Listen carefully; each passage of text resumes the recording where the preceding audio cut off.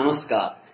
वैदिक वाङ्मय में उपलब्ध विभिन्न शोध आयामों पर हम विचार कर रहे थे और आज का जो विचारणीय अंश है, जो शोध्य विषय, जिस क्षेत्र में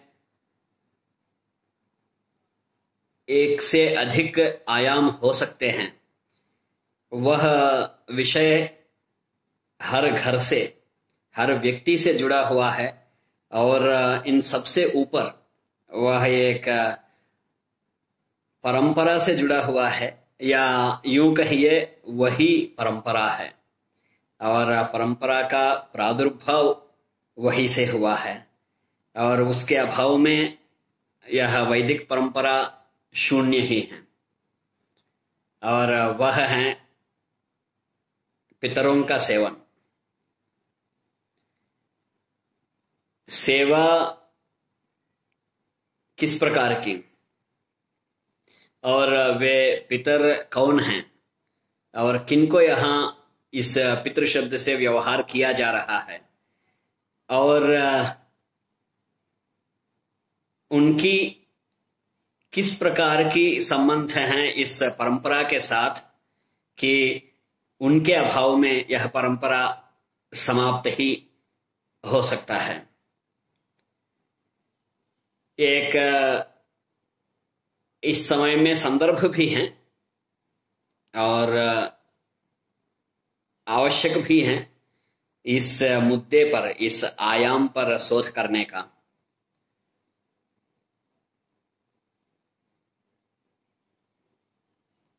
बहुत गंभीर विषय है और वो कितना गंभीर है उसको हम केवल इस एक छोटी सी उदाहरण से समझ सकते हैं। एक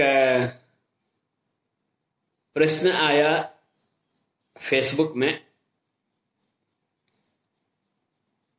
कि बच्चे को,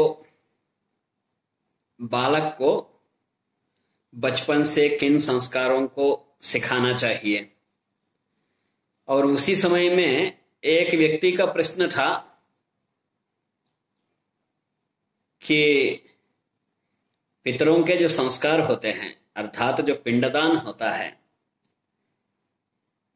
तो उसको करने के लिए बालक का क्या अधिकार होना चाहिए, क्या अर्हता होनी चाहिए, अथवा किस उम्र से उसको करना चाहिए। तो वहां पर इसके उत्तर में एक व्यक्ति लिखते हैं कि पाखंड बंद कर दीजिए, बच्चों को पाखंड मत सिखाइए, उनको विज्ञान सिखाइए और जीने की कोई गूढ़ रहस्य सिखाइए, और ये पितर, ये श्राद्ध, ये पिंडदान, ये कुछ नहीं होता है। तो प्रश्न और प्रश्न से संबंधित वह उत्तर दोनों भी अपने को चिंतन में डाल सकते हैं। इस प्रकार के प्रश्नों को उत्तर ढूंढने के लिए, और खास करके हर एक घर में जीवित पितरों का, अर्थात जो माता पिता जो जीवित हैं, उनकी सेवा तो करते ही हैं और उनके विदा लेने के बाद भी उनकी सेवा चलती रहती है। वर्ष में एक बार उनकी जब तिथि आती है तो घर में सभी उस दिन जितने भी अनुपालन करने होते हैं नियम, सबका पालन करते हैं। तो यहाँ प्रश्न अभी यह नहीं है कि उनका पालन करना चाहिए, नहीं करना चाहिए और किस प्रकार से करना चाहिए इत्यादि प्रश्न नहीं है। प्रश्न यह है कि शरीर को छोड़ने के बाद वे जाके कहाँ रहते हैं और उनका क्या संबंध रहता है अपने परिवारजनों के साथ, और क्या वर्ष में एक बार उसी तिथि को वो प्रतीक्षा करते हैं भोजन का, और क्या उनकी सेवा नहीं करने पर शाप लगता है, जिसको पितृशाप कहते हैं। जो नारायण बलि कराया जाता है वो प्रेत शांति के लिए, अर्थात यहाँ पर पितरों की शांति के लिए, अर्थात जो गुस्सा गए हैं, जो व्यथित हैं, जो क्रुद्ध हैं और जिनके क्रुद्ध होने के कारण व्यक्ति के परिवार में तबाही मचा हुआ है, तो वैसे स्थानों में एक नारायण बलि कराया जाता है। नारायण बलि का क्या औचित्य है अथवा क्या करना चाहिए, ये भी यह एक सवाल यहाँ पर नहीं है। यहाँ पर सबसे पहला प्रश्न तो यह है कि शरीर को छोड़ने के बाद वे किस प्रकार के संबंध को बनाए रखते हैं उस परिवार के साथ, वे जाके कहाँ रहते हैं। तो एक बात आता है चंद्रलोक, पितरों का आवास स्थान होता है चंद्रलोक, अर्थात चंद्रमा पर। तो प्रश्न ये कि ये भी उठ जाएगा, चंद्रमा पर व्यक्ति जा चुका है तो फिर कैसे कह रहे हैं, आज विज्ञान इतना बढ़ गया है तो वहां पर कोई पितर दिखे नहीं है। तो यहां पर भी हमारे लिए एक शोध्य मुद्दा तब भी बचा रहता है, एक आयाम तब भी बना रहता है। वह आयाम है चंद्रमा का वह उपरितन भाग जो कभी भी पृथ्वी से नहीं दिखाई देता है। और इसमें बहुत माथापेची हमें करने की जरूरत नहीं है, ग्रंथों का आलोड़न करने की आवश्यकता नहीं है। यह तो आज के विज्ञान के तहत भी यह सत्य है कि चंद्रमा का उपरितन भाग पृथ्वी के सामने कभी नहीं आता है। इसका एकमात्र कारण है चंद्रमा को पृथ्वी के चारों ओर घूमने के लिए जो समय लगता है, अर्थात चंद्रमा के चक्र भ्रमण में जो समय लगता है वही समय आत्म भ्रमण में चंद्रमा अपने चारों ओर जो घूमता है, तो उसमें दोनों में समानता होने के कारण, अर्थात चंद्रमा के चक्र भ्रमण और आत्म भ्रमण में समानता रहने के कारण चंद्रमा का उपरितन हिस्सा कभी भी पृथ्वी से नहीं दिखाई देता है। तो फिर वहां चले जाते हैं पितर लोग। और जब हम काल साधन करते हैं तो काल साधन में भी एक पितृमान है, अर्थात पितरों के दिन। तो हमारा जो एक महीना होता है प्रतिपदा से लेकर अमावस्या तक, जो हमारा एक महीना होता है वह उनके लिए एक दिन होता है। और यहां पर भी एक महत्वपूर्ण मुद्दा है, एक महत्वपूर्ण आयाम है कि जिसको हम बहुत विषयों से जोड़ सकते हैं। वह महत्वपूर्ण विषय क्या है, चंद्रमा के उपरितन हिस्से में रहने वाले पितरों के लिए दोपहर का समय होता है अमावस्या को। इसीलिए खास करके तर्पण दिया जाता है पितरों को अमावस्या के दिन, क्योंकि वो दोपहर का समय होता है, अर्थात दिन के बीचों बीच में अमावस्या आता है। तो फिर दिन का प्रारंभ कब हुआ, तो अष्टमी के दिन। और दिन की समाप्ति कब हुआ, अष्टमी के दिन। माने शुक्ल पक्ष के अष्टमी को दिन का समाप्ति हुआ और कृष्ण पक्ष के अष्टमी को उनका दिन का प्रारंभ हुआ और अर्धरात्रि हुआ पूर्णिमासी। तो यहाँ वो आयाम क्या है, जो अमांत मास और पूर्णिमांत मास का व्यवहार है उसका इससे भी कुछ संबंध है। तो ये भी एक शोध्य विषय है।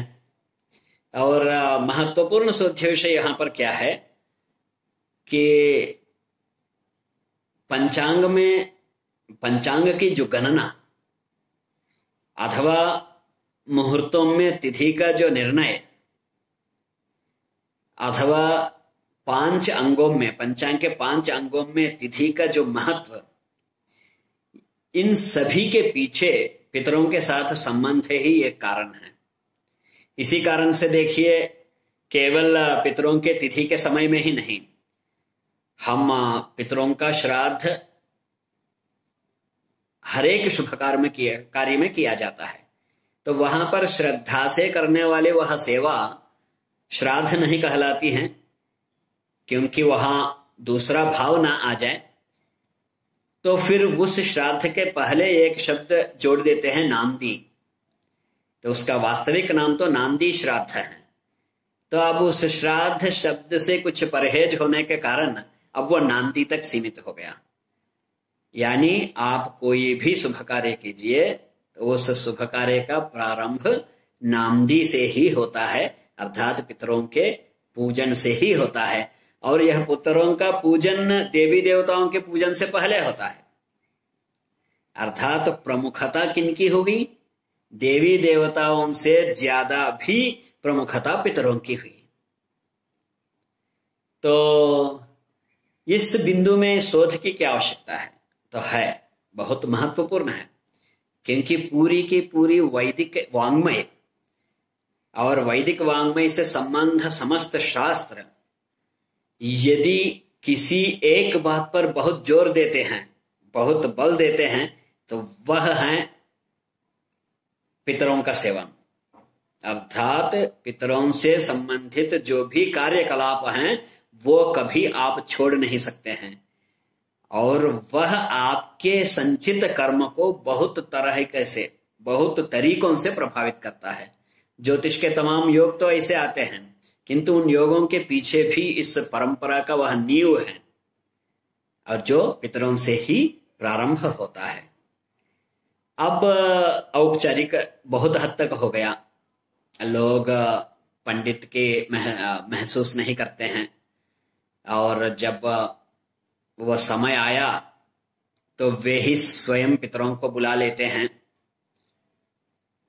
वही रोटी डाल देते हैं कौवों को। ये तो एक आयाम ये भी है, कौवों को ही क्यों, ये भी से एक शोध्य विषय है। तो फिर धीरे धीरे वे कहने लगते हैं कि नहीं, हम इस समय में 10 लोगों को ऐसे दान कर देते हैं, नहीं हम उससे भी वो 50 रुपया पंडित को देने के बजाय हम मैंने ऐसे 50 लोगों को इस प्रकार के कार्य भी करने लगे। तमाम तर्क कुतर्क सामने आ जाते हैं। और अब समय जैसे पितृपक्ष आने वाला है, तो इस पितृपक्ष का भी क्या विशेषता है, क्योंकि पंचांग में ही नहीं काल साधन में वह इतने महत्वपूर्ण विषय रहता है। पंचांग के टिप्पणी के लेखन के समय में वह महत्वपूर्ण विषय होता है, और अन्य सभी संक्रांतियों के जितना महत्व होता है उससे कई गुना ज्यादा अधिक महत्व सूर्य के इन 16 दिनों के, कन्या में रहने वाले इन 16 दिनों के होते हैं, जो पितृपक्ष के नाम से जाना जाता है। तो इन सब के पीछे एक ही राज छिपा है, वे हैं पितर। कौन है तो हम जानते हैं। तो अपने जो भी पूर्वज जो भी निकल चुके हैं, जो भी इस रूप को समाप्त करके, इस मानव स्वरूप को समाप्त करके जो निकल चुके हैं, एक तरफ से एक प्रथा है कि वे दूसरे योनि में जन्म लेंगे, या उनके कर्मों के अनुसार मानव योनि में भी जन्म ले सकते हैं, किंतु वही दूसरी ओर उस व्यक्ति के जीवन के समाप्ति तक भी उसके लिए एक नियम हो जाता है कि वे अपने 3 पीढ़ी के, पितरों के 3 पीढ़ी को और मातृपक्ष के भी 3 पीढ़ियों को वो अन्न देते रहे, और अन्न देना उसके लिए अनिवार्य है, नहीं तो उसके वंश में सुख की कमी हो जाती है, वो पितृशाप के कारण। तो यह एक ज्वलंत मुद्दा, एक महत्वपूर्ण मुद्दा, आखिर आत्मा शरीर को छोड़ने के बाद कहाँ जाती हैं? क्या हमें अभी भी इसको कहानियों के रूप में कहते रहना चाहिए, अथवा यह समय आ चुका है कि हम उस विज्ञान के उस नेत्रों से विकसित विज्ञान के उन तमाम सिद्धांतों के आधार पर हम इस पर भी प्रकाश डाल सकते हैं, और हम यह सिद्ध कर सकते हैं कि हाँ, पितरों का अपने परिवार के साथ वह संबंध 3 पीढ़ी तक बना रहता है। तो फिर वो कौन सा अंश है? फिर वह आत्मा शरीर को छोड़ने के बाद दूसरे योनि में ना जाकर क्या 3 पीढ़ी अपने ही परिवार को देखता है, अथवा वहां पर 2 भागों में बट जाता है। एक प्रतिनिधि चंद्रलोक पहुंच गए, और दूसरी ओर वही शरीर का रूप धारण भी किया हुआ है, और वह अपने स्वतंत्र सत्ता में भी चल रहा है। तो यहाँ प्रश्न अनेक, और इन प्रश्नों को खोजने के लिए, इन प्रश्नों के उत्तरों को खोजने के लिए हमारे सामने मार्ग भी अनेक हैं आज के समय में, क्योंकि हम तमाम वैज्ञानिक सिद्धांतों को सामने देख चुके हैं। आप समय में आगे जा सकते हैं, आप समय में पीछे जा सकते हैं।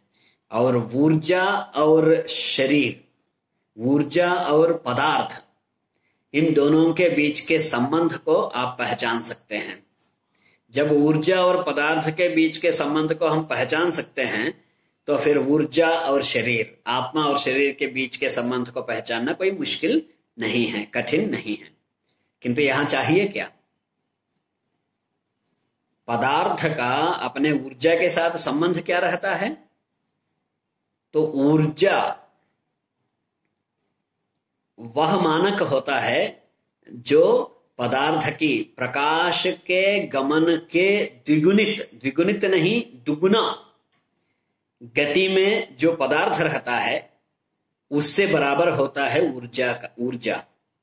अर्थात किसी भी वस्तु की ऊर्जा उस वस्तु के प्रकाश गति के द्विगुणित गति के स्थिति से समान होता है।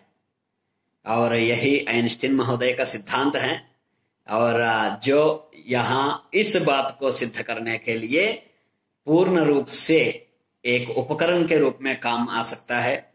इसके अलावा अनेक आज के विकसित वैज्ञानिक सिद्धांत हैं जो वैदिक विज्ञान को एक बार सिद्ध करने का और ये प्रदर्शित करने का कि ये इस परंपरा की असलियत को, इस परंपरा की दृढ़ता को और इस परंपरा की दूरगामी दृष्टि को दिखाने के लिए, प्रकटित करने के लिए ये सभी आयाम हमारे सहयोग कर सकते हैं। और वह समय आ गया है, नहीं तो हर घर में यह एक परिपाटी हो गया है कि बड़े बच्चों को कहते हैं कि अपने पितरों को छोड़ो, अपने इंसान बनने का सोचो। तो अब हमें यह नहीं समझ में आता है कि समाज कल्याण, परिवार कल्याण और समस्त विश्व कल्याण की सोच रखने वाले वैदिक परंपरा के अलावा स्वार्थ कल्याण माने व्यक्तिगत कल्याण में जोर देने के लिए आज के परिवार अपने ही पारिवारिक सदस्यों को कहने लगे हैं, तो फिर वैदिक विज्ञान का योगदान क्या रहेगा? फिर मिलते हैं अगले भाग में।